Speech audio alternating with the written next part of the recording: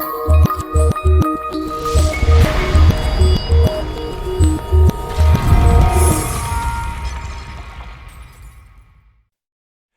ladies and gentlemen, and welcome back to the channel. Welcome back to our Football Manager experiments, where today we're taking a look at what if the top 5 leagues in Europe were without all their top players. Basically, they've all been released. Before we jump into it though, make sure you leave a like and subscribe to the channel for more content like this. So let's jump in. So as I said, they have all been released, all the first team players. So if I jump in at Arsenal, you can see they might say key players there, but players wise, no one. They don't have anyone. And if we just scroll through all the players in this division, you can see absolutely no team has any players at all. So it'll be interesting to see how things go. My prediction is that the likes of Newcastle, who have all the money, will be at the top very, very quickly. What we've also got is the likes of the Spanish League, Italian, Bundesliga and Liga also have their leagues all without any players. Now, one thing I have noticed already is that the clubs like Juventus, who have a B team, have loads of players because of the B team not having their players removed. Now, if you want me to redo this again, let me know in the comments. But I think it's very interesting to see how that works. The fact that they have still got players, they're just not that high quality. And it's the same with the likes of Real Madrid and Barcelona. And a lot of the Spanish clubs, to be fair, they all seem to have players. They're obviously not their players that they start with, but they've got the likes of Ilias Akamac in the Barca's team. So some decent players, that's for sure. And it'd be interesting to see how they get on in Europe, and if that leads them to win the leagues, or if they're still not quite the players that are needed, as obviously all the other teams in all the other divisions don't have any of their players removed. So it'll be interesting to see. Let's jump ahead and take a look at how things go and how they get on. Okay, so we're only halfway through the first season, but I thought we'd jump back and take a look at how things are going. And my prediction is correct so far. Newcastle are smashing things at the top of the league.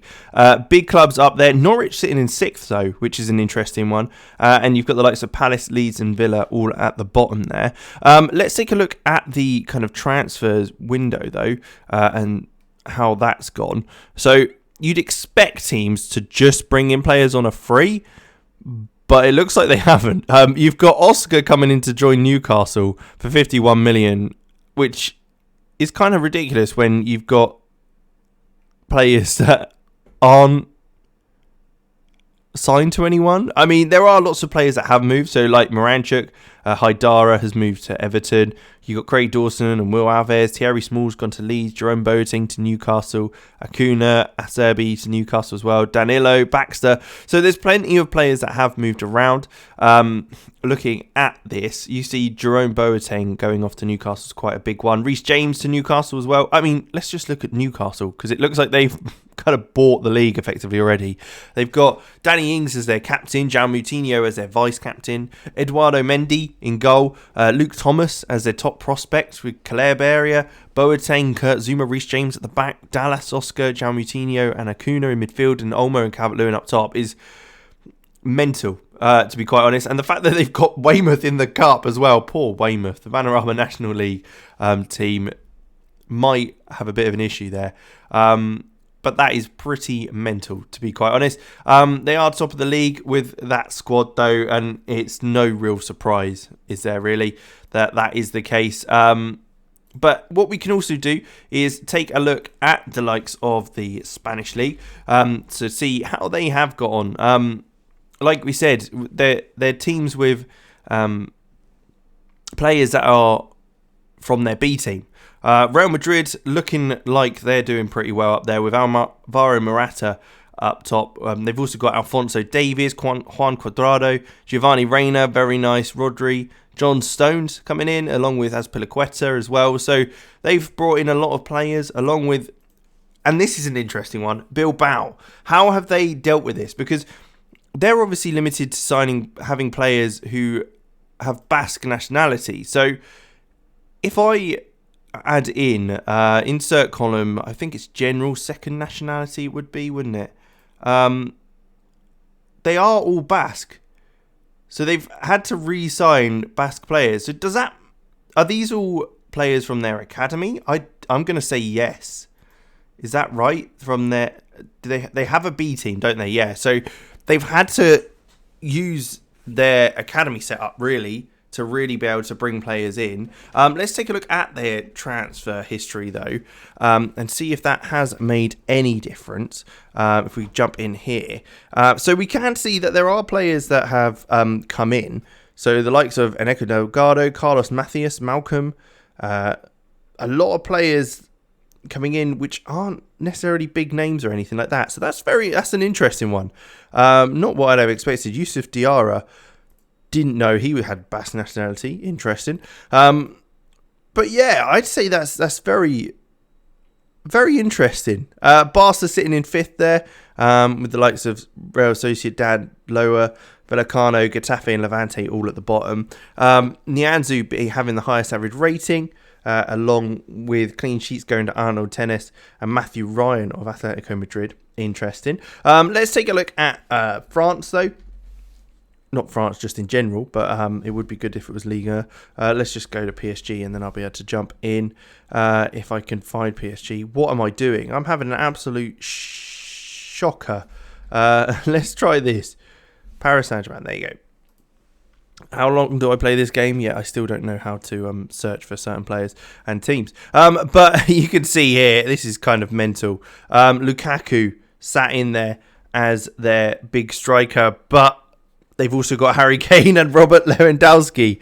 So, I mean, it wouldn't surprise me, to be quite honest, if they go on and win the Champions League multiple years running. They've got Paul Pogba, Saka, Ruben Diaz, Koulibaly, Kyle Walker, Unai Simon, Bernardo Silva, Sadio Mane. I mean, it is ridiculous looking at that squad. I mean, it's not massive squad, but the players in there are crazy. Roque Mesa also coming in on loan as well. So, plenty of players in there to cause issues, with Manuel Neuer as well being in the side.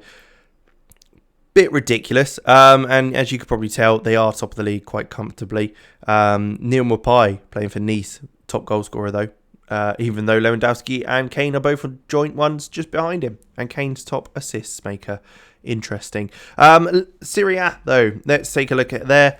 And see how that's going. Oh, interesting. Napoli's up top with Atalanta. Milan and Juventus behind them. Empoli down there as well. Inter sitting in 8th, which isn't a great place for them to be sitting, that's for sure. You've got Omniscient and by Niang. Isaac as well coming in there along with Edison and Berardi. You've got Pedri playing for Napoli, interesting, and Kunku at Atalanta. So it is mixing things up a little bit in a couple of countries, that's for sure. Let's take finally a look at Germany, which again, I'll be honest, I am kind of expecting it to be the same. We can see here though, not many players are being brought in, which we'll have to take a look at. Yeah, Bayern is sitting up the top. They've got all their B team players coming in as well. Colin Dagba though, Malik Tillman, you've got the likes there. So they've managed to kind of run things with kind of their sub team, effectively their B team, and the German division's kind of, I think, suffered for that really. As Bayern continue to dominate by the looks of things. But what we will do quickly before we jump ahead and we kind of speed through things after this, as we wanted to see who would sign who in the initial window before the January one. Let's take a look at the, not player shortlist, wow, okay. So Lionel Messi hasn't been signed. You've got Bruyne, Mbappe, Ronaldo, Salah, Kimmich, Courtois, Laporte, Griezmann, Haaland, Aguero, Hazard, Son, Ter Stegen, Van Dijk, Lautaro Martinez. So many players here that haven't been signed yet. I guess because of funding. None of their budgets have been changed, so I guess that's probably why that's stuck as it is. But interesting to see nonetheless. Let's jump ahead then to the end of the season, see if anything more's changed, and then we can do a few more jumps. So here we are. We are at the end of the season now. Newcastle did end up winning the league at 101 points. Mental. Palace, Villa and Watford all being relegated. But it's pretty generic, nothing really new other than the Newcastle win for there. Let's take a look at the transfers though. Anything new happen in the January window? Let's take a look. We want to go here. So we can see a few transfers that did move around. Tony Cruz to Free, Gaia going to Newcastle, Chiesa and Inaki Williams going to Brighton, which is very, very cool.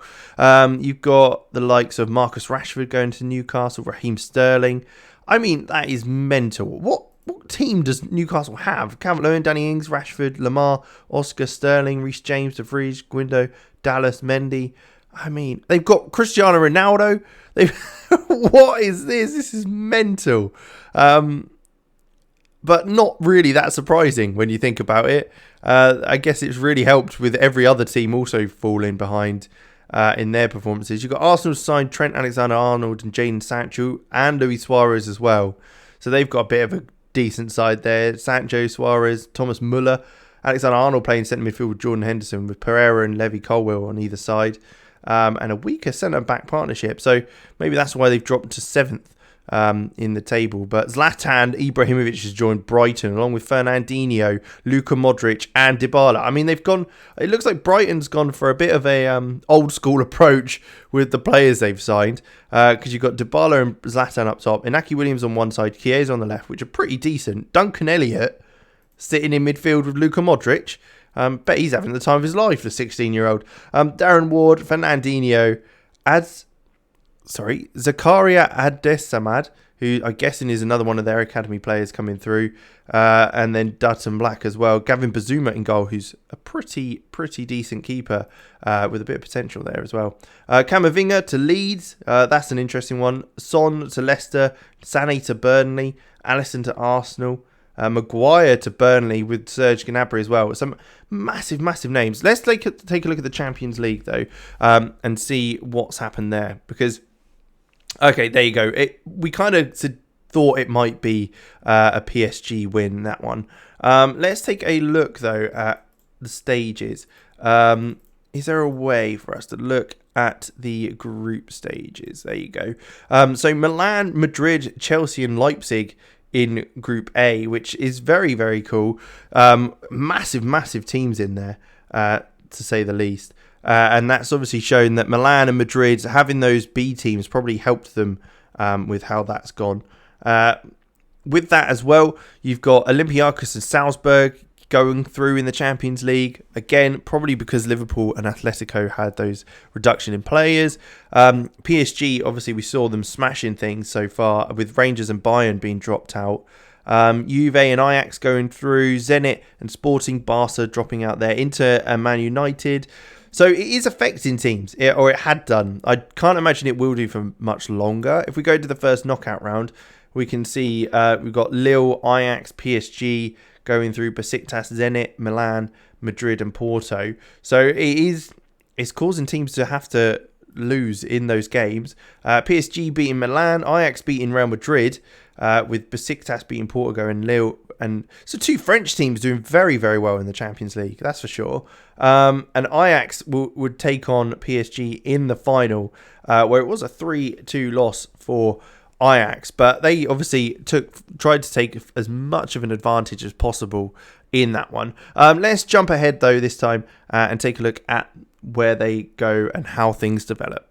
Jumping another year on, and this is ridiculous. Liverpool have been relegated. They've joined bottom on points with Wolves, and Leeds got relegated with them. So I can't. This is mental. Burnley are sat second. Newcastle obviously winning the league again, but only by 2 points. But yet, like I say, Burnley sitting in second place. Erling Haaland, Luis Muriel up top for them. Maguire and Laporte at centre half. Sean Dyche getting the best out of Haaland to get him in the Champions League, which is pretty mental. Looking at the Spanish division, anything drastic here? It doesn't look like it. Barca still outside of the top four, with Gajon being up there as well in second place. So they're looking pretty decent. If we look at Real Madrid though, have they signed any big names that we can see? Diogo Jota's there. Azpilicueta playing centre half with Mingueza, who's the former Real Madrid man. They've got Kevin De Bruyne as well. So they have got some decent players. Serie A, Milan win the league this time. Juventus dropping right out into 8th. So that's very interesting. Milan have won it twice in a row now. Kai Havertz playing for them, along with Ferran Torres, Jamal Musiala, Kevin Volland. So they've got a decent side by the looks of it. Osimhen up top. With Havertz, Musiala and Torres behind them. Naby Keita's in there as well. So a good side for sure. Edison in goal as well is a great line at the back. I think I just saw something quite interesting as well, looking at the Champions League maybe. But Bayern's continued their dominance. But wow, Paderborn sitting in fourth. That's something that we probably haven't really taken note of, is the fact that teams that are getting promoted might have some form of advantage or disadvantage. We don't quite know yet, as it's not really shown. But Dortmund sitting in sixth, Leipzig in eighth, Wolfsburg all the way down in 17th, getting relegated. Bit of a shame, but a very interesting top four, even though Bayern are still kind of champions of that role. Jamie Lawrence being up there with the best average rating for them. Let's see here for Ligue 1. Is it the same? It is. No surprises here.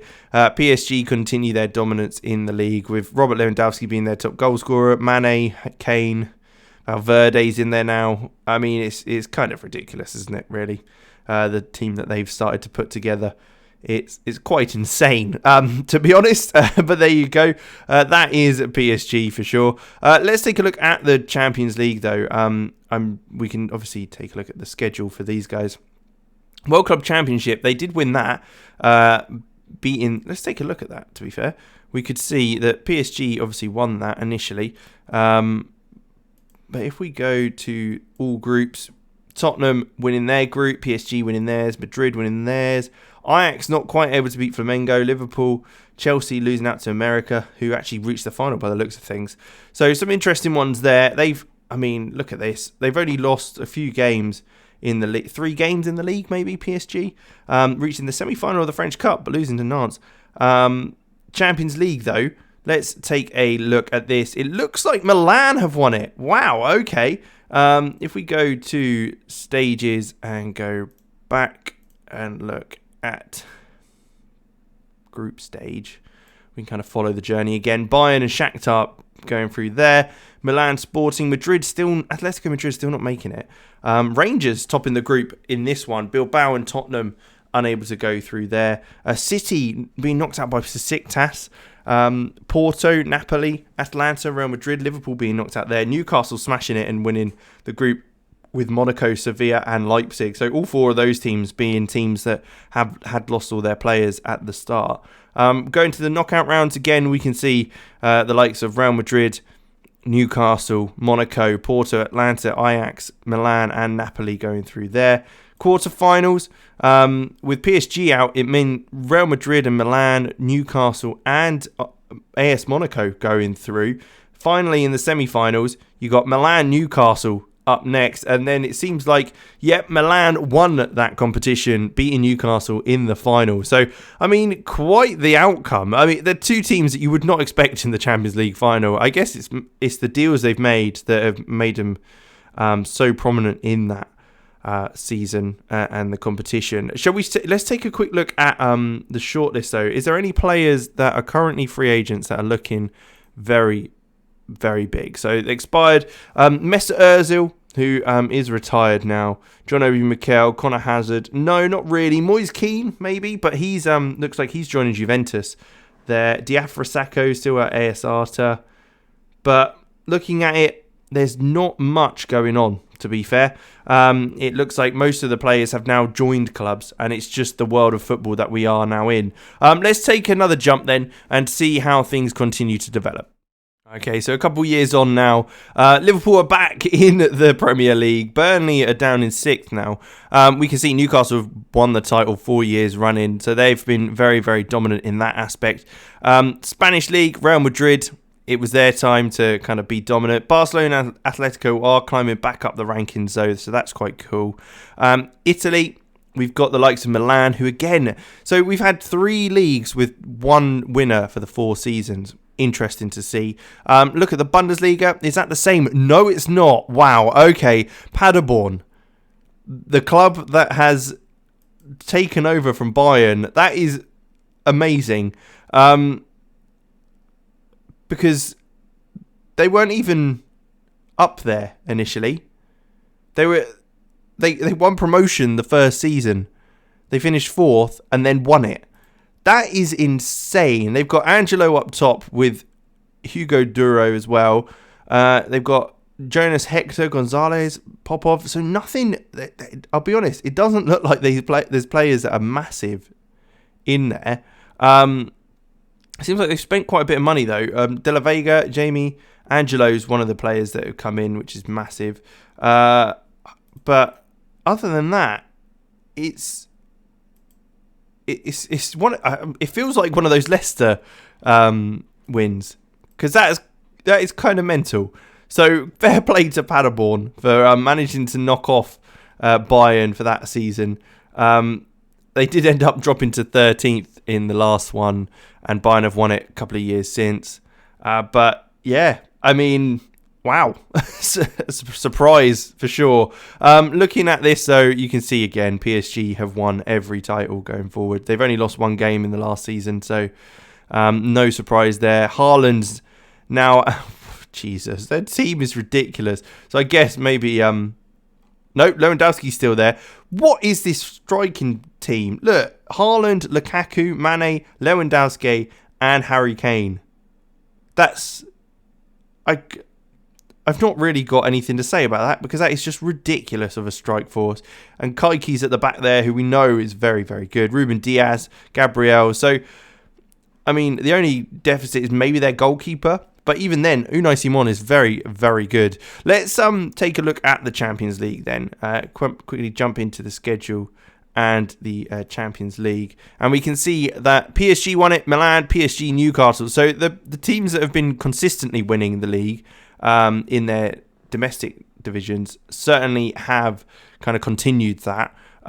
Looking at this, we can see in the final, it was Newcastle versus Man City, which is surprising for sure, because I wouldn't have expected Man City to be up there, but not at this stage anyway. Milan and Benfica were the other two teams to be fighting in the semi-finals, and then you can see a few more there as well. PSG getting knocked out by Milan, who seems to be quite a force to be reckoned with.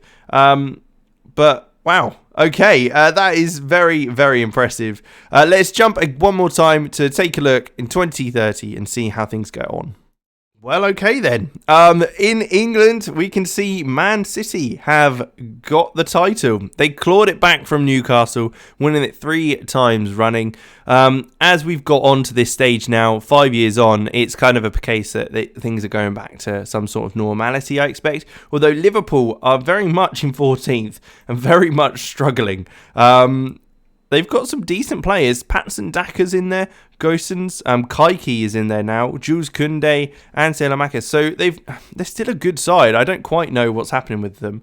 But they're way down in 14th. But Man City are the ones to keep that going. Arsenal have Kylian Mbappe, if you didn't know, which is mental. Daniel Marlon as well as Jude Bellingham. So with Trent Alexander on the right, pretty decent side, and no wonder they finished second in there. Newcastle though, Fabio Silva up top, Rashford, Bernardo Silva as well, and they've also got no manager currently. They obviously weren't impressed with how they performed that season, but some great players still, with Max Aarons at left back. If we jump to Serie A though, let's see, Milan still title holders, although Inter did jump in there at one point to take it away from them, but with the strike force that they've got of Pedri, Kai Havertz and Jamal Musiala, they've been pretty dominant, to be fair. And they're a good bunch of players to have in that side, because they've managed to keep hold of them. And due to their age, along with Mason Greenwood as well now, they've managed to kind of form a good partnership, which is probably why they've done so well in that and Europe. Taking a look at Spain, Barcelona has finally taken over the reins from Real Madrid, very confidently as well. Ranieri, Acamach, Edouard, all up there, getting some good average ratings along with assists as well. And then Liga, yeah, nothing surprising there. PSG still very, very dominant in that one, with the likes of Haaland in their side, which is again ridiculous. Let's take a look at the schedule though and how things have got. Look at that: Harry Kane, Osimhen, Isaac Pinto, Dumont, Benitez. They got Solet, Hernandez as well at the back with Aaron Wan-Bissaka. So yeah, Bruno Fernandes and Ruben Diaz as captain and vice captain isn't a bad kind of duo to be leading your side either. We take a look at the Champions League though, we can see that it looks like Newcastle took over for a few years, where then it was the Italian clubs that ruled the roost. So is Italy back? Is that what we need to get the Italian clubs back up and running? having every club in the top 5 leagues just get rid of all their players, and then they can kind of bounce back. PSG can finally get a title, and Newcastle can get what they want when being Champions League winners for 3 years running. I mean, it's a win-win-win for a few teams. Not so much for others like Liverpool. But with that, we will leave it there. Thank you very much for watching. Make sure you leave a like, subscribe to the channel, and of course, leave a comment down below of any kind of experiments you want to see coming up next. And I'll catch you in the next one.